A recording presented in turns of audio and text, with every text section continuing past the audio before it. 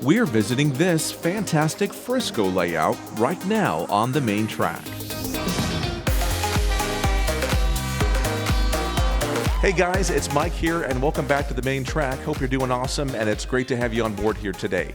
Well, as you can see, I am in my brand new basement of my new house. Finally made the big move. It was a long process, as most moves are, and got unpacked. And as you can see, this is where my train layout room will eventually be.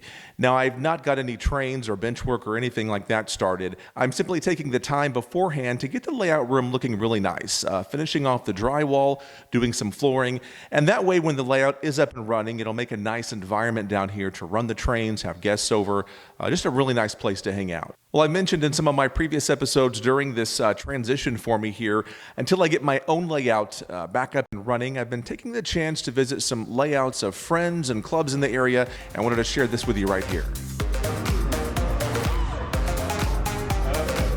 Well, how do you shrink 200 miles of railroad into a 20 by 100 foot building? Well, the Ozarks Model Railroad Association in Springfield, Missouri shows us how. This is our building. We've been here since 1995, and so the layout is about 1,800 square feet, or 800 foot of mainline layout, 850 foot of a mainline layout, and I don't know how many foot of sidings and stuff that we have with the layout. When you first walk in the door, Monette Yard greets you, and that's our one of two major yards on our system. And then in Monette, we build trains, and then they go work their way south down to Fort Smith Sub.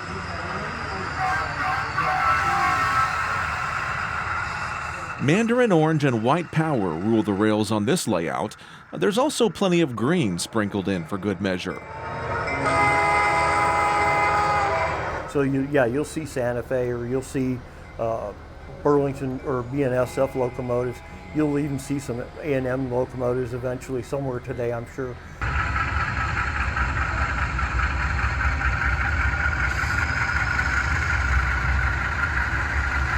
The OMRA models the original Frisco and later BN and A&M main line between Monette, Missouri and Fort Smith, Arkansas.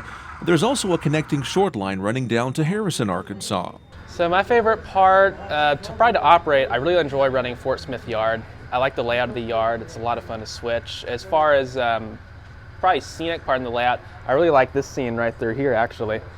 It's a really good lighting, and it makes it nice to take pictures of trains while they're rolling through. And then the A&O portion of our layout is also another really photogenic part.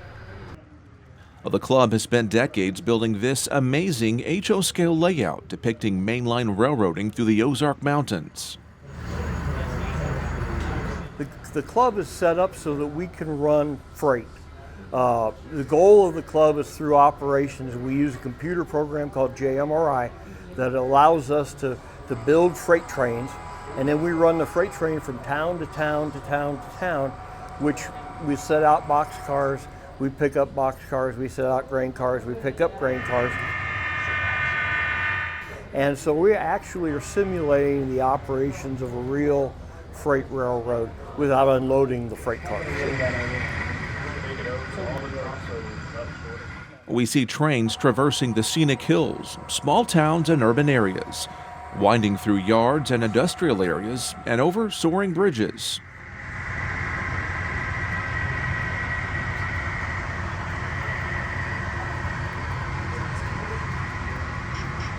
Well, members have built several recognizable landmarks around the route, like the Arkansas River Bridge, but they've also used their modeler's license here and there to create this sprawling display. Oh, I kind of like Avoca over here on the side where the double track line with the siding and the bridges and things like that. It's a nice scene. We're working on Arcola Sand and Van Buren to make it look a little bit more accurate right at the moment. There's lots of scenes on this railroad that are good, and the good thing about the railroad is it's got good bones. It's already put together, we're already operating on it. So we need to do some automation changes and things like that, but we don't need to remodel the whole railroad. At most clubs, it's typical to see a demographic a little bit on the older side. But here you'll find plenty of younger modelers, like our fellow YouTuber Jonah, who runs the channel White River Rails. I've seen just a huge influx of younger people getting into the hobby and then bringing in even younger people, and as they grow up, then they take over. And I think the internet has played a pretty big role.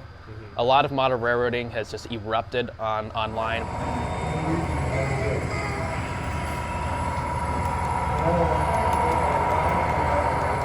So we have a lot of new members and a lot of young people, which is really good. We've got 13, 14, 15-year-olds in here running trains most of the time. You know, it takes a little growing to get used to them because of their exuberance and excitement and stuff like that. But we have a lot of young people involved in the club, which is really good. A lot of these clubs have a lot of older members that, you know, as the members pass on and things like that, they're not able to regenerate new members. We've got a solid core of new members.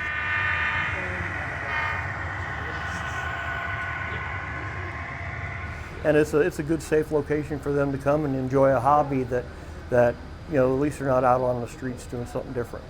I was brought into the hobby by a lot of older folks, and then actually a former member we had of the club here, Ron Williams, he was really involved in helping getting the younger generation into the hobby, and he really helped teach me a lot of aspects about the hobby that I wasn't quite aware of when I joined the club.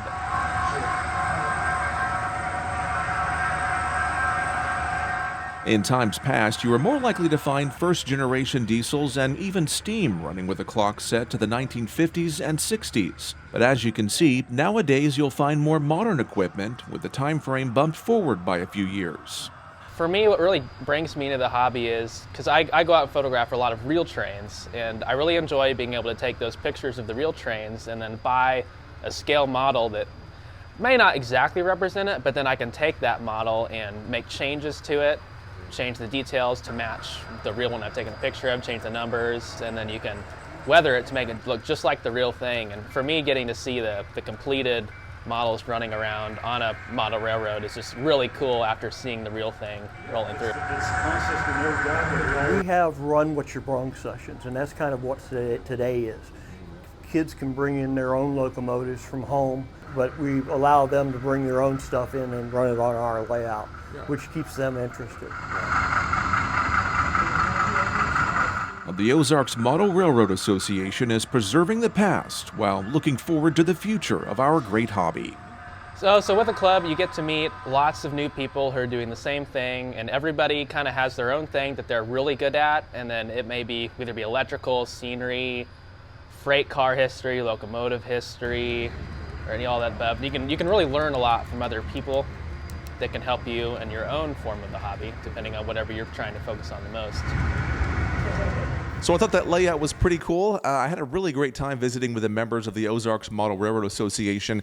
As you can imagine, with a layout that size, they've got quite a bit to keep them busy. Well, as you can see, I've got plenty of construction work left down here in my basement, including finishing off the drywall, doing the flooring. I'm going to have to paint the place, put up some lighting. So several steps along the way before we can actually get the bench work and the layout started. So for now, I'll let you go, and we'll see you next time right here on the main track. Thanks for tuning in with us today.